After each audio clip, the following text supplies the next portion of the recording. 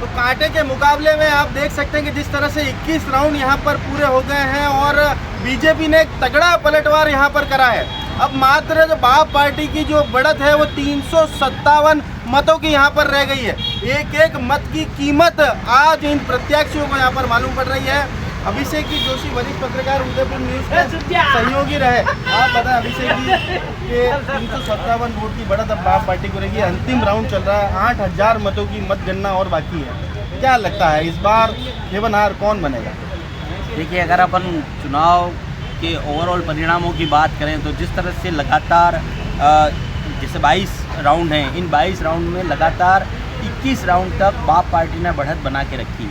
तो ऐसे में माना तो ये जा रहा है कि बाप पार्टी यहाँ से जीत जाएगी और सीट निकाल लेंगे। लेकिन जो 8000 वोट बाकी हैं और उसके पहले 300 वोटों से सिर्फ वो जो है बाप पार्टी के कैंडिडेट हितेश कटारा आगे हैं। अब तक ये 12 हज़ार वोटों से आगे चल रहे थे और 12,000 का आंकड़ा नीचे आके 300-350 वोट पे आ गया है। तो ऐसे में जो लास्ट राउंड है ये काफ़ी महत्वपूर्ण है। लेकिन देखिए, जिस तरह से यहाँ पर इस पूरे इलाके की अगर हम बात करते हैं, सलुम्बर विधानसभा सीट की हम बात करते हैं, तो सलुम्बर जो है वो बीजेपी के लिए एक साथ का सवाल है, क्योंकि प्रदेश में जिन 7 सीटों पर आज उपचुनाव होने हैं उसमें से सिर्फ सलुम्बर ही एकमात्र ऐसी सीट थी जहाँ पर बीजेपी का कैंडिडेट जीता हुआ था। बाकी सभी सीटों पर दूसरे कैंडिडेट थे। वहीं उसके अलावा भजनलाल सरकार का 1 साल का कार्यकाल पूरा हुआ है। तो भजनलाल सरकार के 1 साल के कार्यकाल के बाद जनता ने उन्हें कितना स्वीकार किया, ये भी ये रिजल्ट बताएंगे।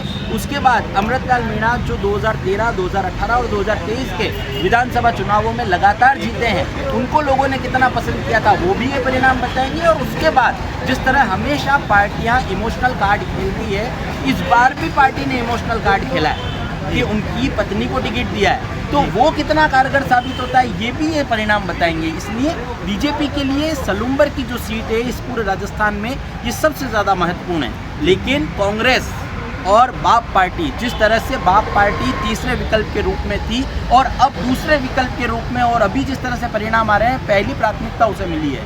ये बाप पार्टी की बहुत जल्दी जो उनका बढ़त इनको मिली है पिछले चुनावों की अपेक्षा हम देखें तो ये एक बड़ा परिणाम है। और मैं कहता हूँ कि अगर यहाँ पे भारतीय जनता पार्टी जीत भी जाती है तो भी उन्हें अपने आईने में देखने की ज़रूरत है कि हमने किस तरह से चुनाव को फाइट किया, हमने किस कैंडिडेट को टिकट दिया और जनता ने हमें कितना स्वीकार किया।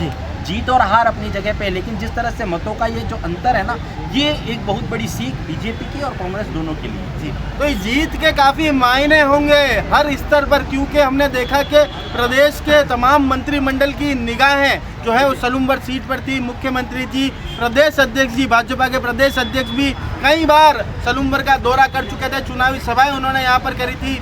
और अगर इस जीत को जीत माने, अगर बीजेपी यहाँ किसी कारणवश जीत भी जाती है, अंतिम राउंड तक 21वें राउंड 22वें राउंड स्टार्ट हो गया, 21वें राउंड तक हितेश कटारा यहाँ पर अपनी बढ़त बनाए हुए हैं। अगर बीजेपी जीत भी जाती है तो तुम्हारी जीत से ज़्यादा चर्चे बाप की हार के होंगे। फूलशंकर जी डामोर जो सलुम्बर से ही ताल्लुक़ रखते हैं, आप बताएं कि कितना महत्वपूर्ण हो गया है चुनाव और जिस तरह से कांटे की टक्कर यहाँ पर है, क्या लगता है आपको?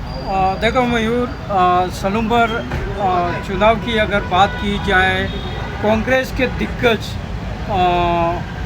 नेता रघुवीर सिंह मीणा का जो टिकट कटा, कहीं न कहीं उसका अगर बात जीतती है तो उसका जो रघुवीर जी का टिकट कटा उसका फ़ायदा बाप पार्टी को मिल रहा है।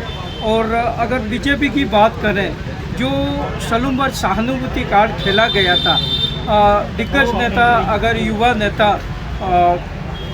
नरेंद्र मीणा का टिकट कटने की वजह से, इसी बीच एक बड़ी खबर यहाँ पर आ गई है। इसी बीच बड़ी खबर, सबसे बड़ी खबर यहाँ पर आ गई। सलुम्बर विधानसभा चुनाव में बीजेपी ने यहाँ पर बाजी मारी है। उपचुनाव में बीजेपी ने जिस तरह से यहाँ बाजी मारी है, लगातार 21 राउंडों तक पीछे रहने के बाद अंतिम राउंड में बाजी मारना सभी के लिए यहाँ पर चर्चा का विषय है। बहरहाल जीत यहाँ पर जीत है, तो बीजेपी यहाँ पर उपचुनाव में सलुम्बर सीट से चुनाव जीत चुकी है। शांता देवी अब आधिकारिक रूप से विधायक होंगी सलुम्बर की।